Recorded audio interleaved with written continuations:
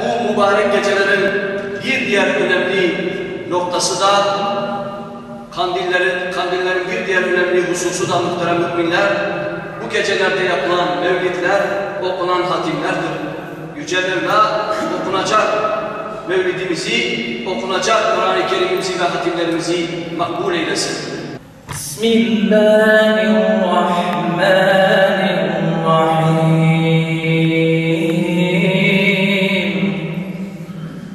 Rabbena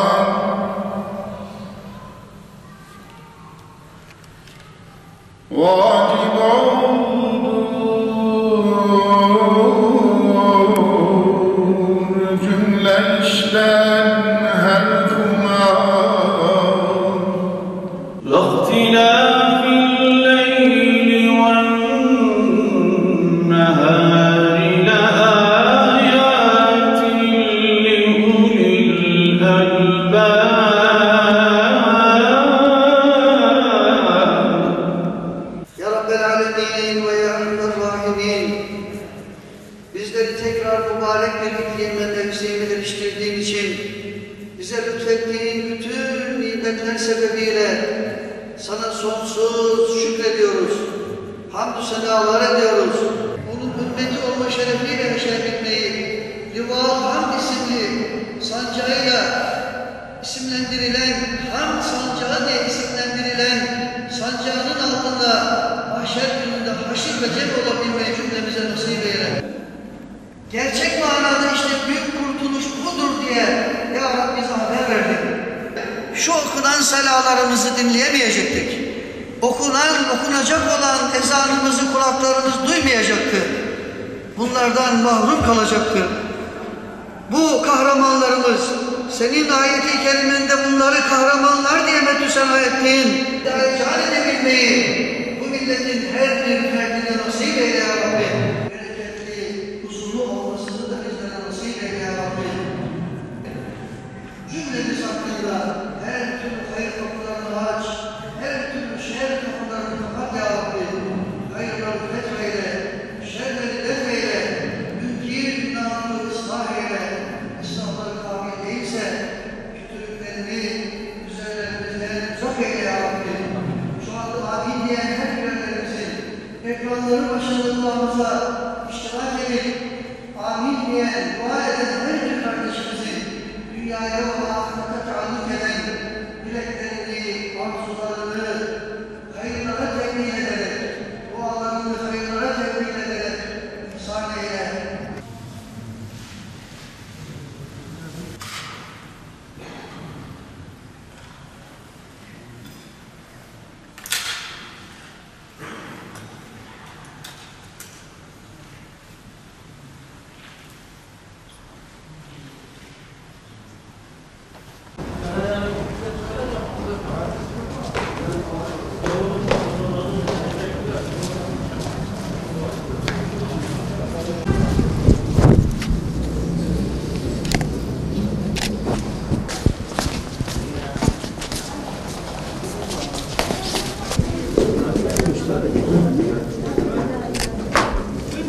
Bu gece Kernek Camisi'nde Regaib gecesini hem mevlid okuyarak hem Kur'an-ı Kerim tilavet eyleyerek hem de şehitlerimize dua ederek idrak etmeye çalıştık. Tabi bu gecenin başlangıcı da gece boyunca Yüce Rabbimize dualar ederek, af ve mağfiret dileyerek bu geceyi anlamlı bir şekilde değerlendirmek hepimizin amacı olmalı. Bu mübarek geceler bütün kardeşlerimiz için birbiriyle barışma, küskünlükleri atma, üzerinden atma ve tekrar kardeşlik duygularını kalplerine nakşetme anlamında vesile olacak geceler. Bir de Regaib Gecesi'nin ayrı bir anlamı var. Bu 3 ayların ilk mübarek gecesi olarak biliyorsunuz. Bütün müminler tarafından 3 aylara da yeni başladık. Ben buradan tüm Malatyalı kardeşlerimizin, Malatyalı hemşerilerimizin mübarek 3 aylarını tebrik ediyorum. Regaib gecelerini tebrik ediyorum. Bu gece ettiğimiz duaların yerine bulmasını Cenab-ı Hak'tan temenni ediyorum. Namazımızı kıldık, ibadetimizden bizi böyle güzel bir güne sağlıklı bir şekilde çıkaran Allah'a hamdolsun. Sonsuz şükürler olsun. Daim bu günlere çıkmamızı Rabbim nasip etsin. Çocuklarımızı, gençliği böyle imanlı hak yolda yetişmelerini Rabbim nasip etsin. Kiminle geldiniz camiye? Torunlarım bak işte buradalar. Bu torunlarım, gelinim, yeğenim, kardeşimin oğlum, işte o da kardeşimin kızı. Biz ailece geldik. Sonsuz şükürler olsun. İnşallah gelmeyen hasta olup aile fertlerimiz var. Rabbim onlara da hayırlı şifalar versin. Onlarla da beraber Ramazan-ı Şerif'e, Şevval ayında diğer kandillere gelmemizi nasip etsin. Niçin camiye geldin? Namaz kıldım, dua ettim. Herkesin kandili mübarek olsun. Benim adım Efe. Kandiliniz mübarek olsun. Camiye geldim, namazımı kıldım. Regaib Kandili programına niyetine çıktık geldik ama yetişemedik. İnşallah Rabbim İzzet-i Zergan'da kabul eder. Allah gönlümüze göre versin inşallah. Bu gecenin tüm İslam alemine, ümmeti Muhammed'e hayırlara vesile olması dileğiyle inşallah nasip olur inşallah. Dünyanın çeşitli yerlerinde zulmü uğrayan, haksızlığı uğrayan bütün Müslüman kardeşlerimizin bu gecenin hatırı hürmetine inşallah Rabbim hepimizi düzlüğe çıkara.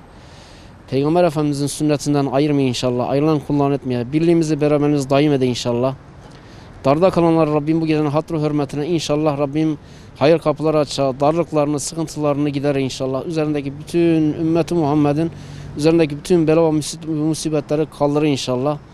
Bunun da inşallah olması için de inşallah ümmeti Muhammed olarak bizim de bir gayret sarf etmemiz lazım. Birlik, beraberlik içinde olmamız lazım. Allah'ın rızasını, kul hakkını koruyup gözetmemiz lazım. Peygamber Efendimiz sünnetine, Kur'an'a sımsıkı sarılmamız lazım. Sözle değil, icraatla inşallah. Duayla inşallah. İhlasla inşallah. Evet, camideki programa yetişemedik. İnşallah bu gece de evimizde ibadetlerimizi yapacağız inşallah. Kur'an okuyacağız inşallah Allah nasip ederse. Namazlarımızı kılıp edeceğiz inşallah.